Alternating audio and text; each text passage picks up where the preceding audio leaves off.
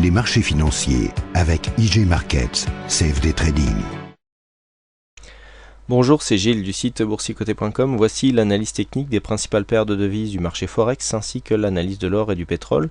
Pour les matières premières, nous sommes aujourd'hui le mardi 19 juin 2012 et sur l'euro-dollar, nous constatons une hausse que je vous... Pas que je vous prédisais, ça fait un peu diseuse de bonne aventure, mais que j'anticipais hier ici sur ce support de la moyenne mobile 50. J'avais personnellement pris position ici sur la zone de la moyenne mobile exponentielle 20. On a subi un petit drawdown avant que finalement les mouvements nous donnent raison. Donc on est dans une continuité ici, de phase haussière, très peu dynamique, mais qui a fait son petit chemin quand même. On va vraisemblablement aller tester la zone de récent point haut ici. On est toujours au sortir ici de cette dynamique baissière, donc sur une dynamique légèrement haussière, en comparaison ici de la baisse que nous avions constatée sur cette paire de devises. Donc le biais reste toujours haussier dans une optique de rebond technique, puisqu'on a très peu consolidé au regard du fond de la tendance, mais il semblerait que ce rebond technique veuille se poursuivre. Donc on est pour l'instant ici sur, on a dépassé les 1,27. On est venu donner un contact ici avec la bolle supérieure, et là les cours sont en train de se stabiliser, mais le biais reste haussier sur l'euro-dollar. On le voit bien là, avec des plus bas qui continuent à monter, avec l'inscription de nouveaux plus hauts. Donc pour l'instant c'est à la hausse qui est orienté l'euro-dollar, avec une dynamique relativement intéressante à jouer ici au niveau de la poursuite. Vous voyez qu'on approche ici de la bolle supérieure, avec des indicateurs ici avec une dynamique et donc un RSI qui n'est pas encore en zone de surachat, et une dynamique qui est en train de se développer sur le MACD, donc un mouvement qui peut se poursuivre malgré cette forte hausse enregistrée dans l'après-midi. On continue avec le câble, donc le câble qui a une configuration assez similaire, puisque nous sommes au sortir d'une tendance baissière ici, avec une cassure de cette résistance, retour ici, et donc on est sur cette dynamique. Alors malgré tout, avec une attaque qui a eu lieu en fin de semaine dernière ici au niveau de ce support, mais depuis la dynamique s'est réactivée. On a une forte phase ici d'exagération avec un petit retour. On est revenu chercher cette moyenne mobile 20 exponentielle avant de remonter, casser les plus hauts. Vous voyez, on a eu une phase d'exagération ici sur le câble en essayant une cassure de cette zone ici des 1,5744 qui correspond à une résistance majeure. Donc pour l'instant on est toujours dans une belle dynamique haussière. Vous voyez les indicateurs qui ne sont toujours pas surachetés. On a un retournement ici qui vient de s'opérer quasiment en phase positive sur le MACD, ce qui souligne le fond de tendance haussière, et donc on peut continuer ici à venir jusqu'à tester la zone ici des bols supérieurs, ce qui validerait une cassure haussière de cette zone ici des 1,5744. Donc tant qu'on ne dépasse pas ici les 1,5610, la dynamique est toujours orientée à la hausse sur le câble. On continue avec le dollar-yen, donc le dollar-yen sur paire de monnaie sur laquelle il s'est passé peu de choses aujourd'hui. Je dirais plutôt biais légèrement baissier. Vous voyez, avec ce retournement ici, on avait une phase de stabilité. On est venu tester la bolle inférieure. On a marqué ici, on n'a pas marqué de point bas, mais on est revenu ici chercher la bolle et hop, on a créé une dynamique. Là on est revenu chercher la bolle et là on continue, on est revenu chercher ici la moyenne mobile, et là on continue à allonger cette moyenne mobile comme une résistance. Donc les cours sont plutôt orientés à la baisse de mon point de vue, donc sur le dollar yen. On pourrait avoir une réactivation ici qui pourrait venir tester ce support des 78,50 prochainement, puisqu'ici les cours n'arrivent pas à remonter suite à ce rebond technique ici qui avait suivi le contact avec l'ancienne résistance qui deviendrait support. Mais pour l'instant on n'arrive pas, justement, alors que nous avons cassé ici cette résistance avec un premier contact ici. Pas de dynamique, puisqu'on n'est pas venu casser le récent plus haut.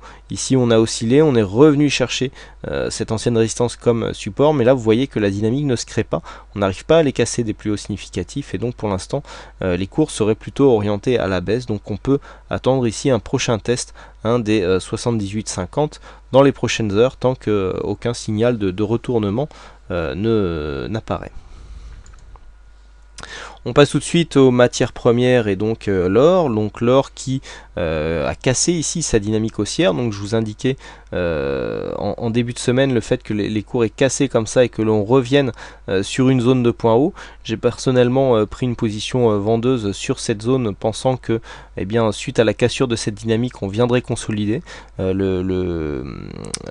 position s'est débouclée à l'instant, puisque je visais ici un contact avec la bolle inférieure que j'avais anticipé à 1618 $ l'once. Donc là c'est on est sur un trade purement directionnel, mais qui couvrait des positions short CAC et en cohérence avec aussi long euro-dollar. Donc bon, là on est venu tout à fait marquer ce point bas. On est dans une zone de faible volatilité, donc là prendre des petits mouvements comme ça permet alors oui, parce que je reviens un petit peu sur le fait de couvrir, le fait de faire des arbitrages, tout simplement puisque j'avais une position short CAC. Si vous avez vu l'analyse du CAC, c'est perdant aujourd'hui.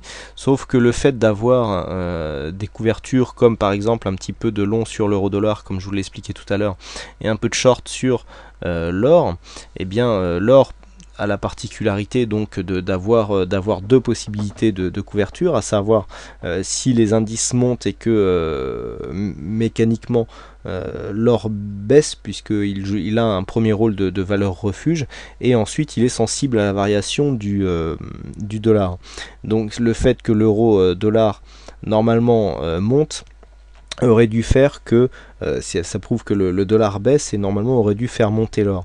Donc là on a eu un peu de réussite, mais au niveau de cette dynamique, ce qui a un petit peu motivé ma prise de décision, c'est le fait que l'on ait cassé ici cette dynamique, qu'on soit venu ici se mettre dans une phase de cassure de dynamique haussière, et que l'on vienne ici tester cette zone de résistance intermédiaire à 1632 $ l'once.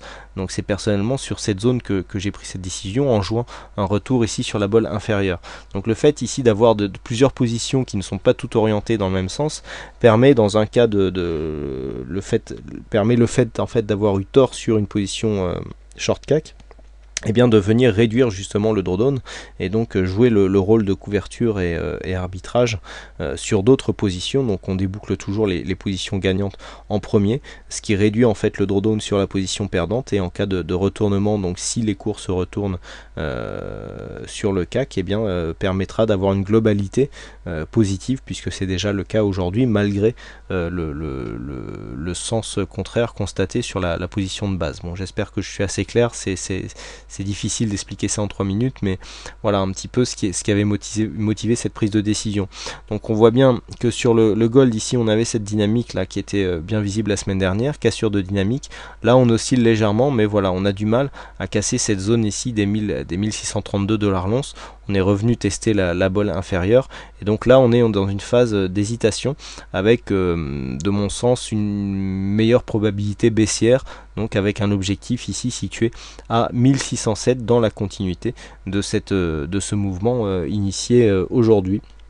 À moins que bien sûr en cas de cassure haussière ici des 1634, eh bien on vienne tester les 1640, donc invalidation du mouvement baissier sur dépassement ici de la zone des 1634 $ l'once.